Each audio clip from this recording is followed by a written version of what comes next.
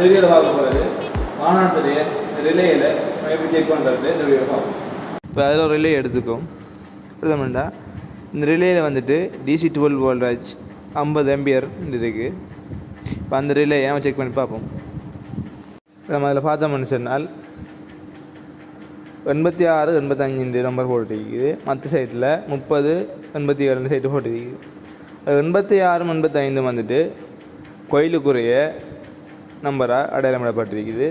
இப்போ நம்ம அதை மல்டிமீட்டர் மூலமாக டெஸ்ட் பண்ணி பார்ப்போம். நேர்முனையை 86லையும் மறைமுனையை 85லையும் வச்சு டெஸ்ட் பண்ணி பார்ப்போம்.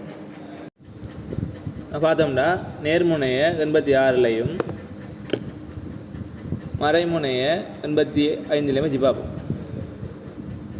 வச்சோம்னு சொன்னால் மல்டிமீட்டரில் கன்வென்ட்டி காட்டுமா இருந்தால் கோயில் சரியாக வேலை செய்யுது அர்த்தம். பார்த்தோம்னு சொன்னால் சாதாரண நிலையில் 30க்கு 87க்கு மாவட்டத்தில் மல்டிமீட்டரில் எந்த கன்வென்ட்டியும் காட்டக்கூடாது. காட்டாமல் இருக்குமா இருந்தால் ரிலே சரியாக வேலை செய்யுது அர்த்தம். அதில் இன்னொரு முறை இருக்குது, பேட்டரி வோல்டேஜ் மூலமாக பார்க்குறது. அது எப்படின்னு சொல்லி நம்ம பார்ப்போம். பேட்டரியுடைய நேர்முனையை 86 இலக்கமிடப்பட்ட இடத்துல ஜாயின் பண்ணுறோம். அடுத்த 85 போட்டிக்கிற இலக்கத்தை மறைமுனையில் ஜாயின் பண்ணுமா இருந்தால் அந்த டிக் சத்தம் கூட கேட்குமா இருந்தால் இந்த ரிலே வேலை செய்து ஃபங்க்ஷன் ஆகுது என்று நம்ம அறிந்து கொள்ளலாம். ஓகே, இந்த ரிலேயுடைய முழுமையான பூர்த்தியாக வேலை செய்யன்னு பார்க்குறதுக்கு இன்னொரு டெஸ்ட் ஒன்று பார்க்கலாம்.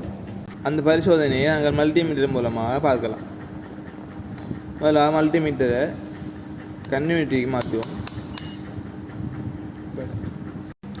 பார்த்தோம்னா அதே மாதிரி 86ல் நேர்முனையும் மறைமுனையை 85 நிமிஷம் அந்த டிக் சத்தம் கேட்கக்கூடிய அறியலாம்.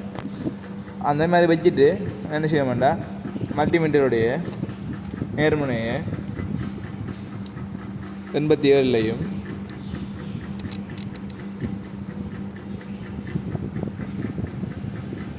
மறைமுனையை 30லையும் வச்சு பார்ப்போமா இருந்தால் இல்லை மல்டிமீட்டரில் கன்வென்ட்டி காட்டக்கூடியதை காணலாம்.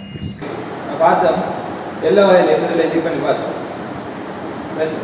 பார்த்ததுக்கு இந்த ரிலே எல்லா வகையிலையும் சக்ஸஸ்ஃபுல்லாக வேலை செய்யும். இந்த வகையில் ரிலே செக் பண்ண மாட்டோம். சரியான வாட்ச் பண்ண மாதிரி கொள்ளலாம்.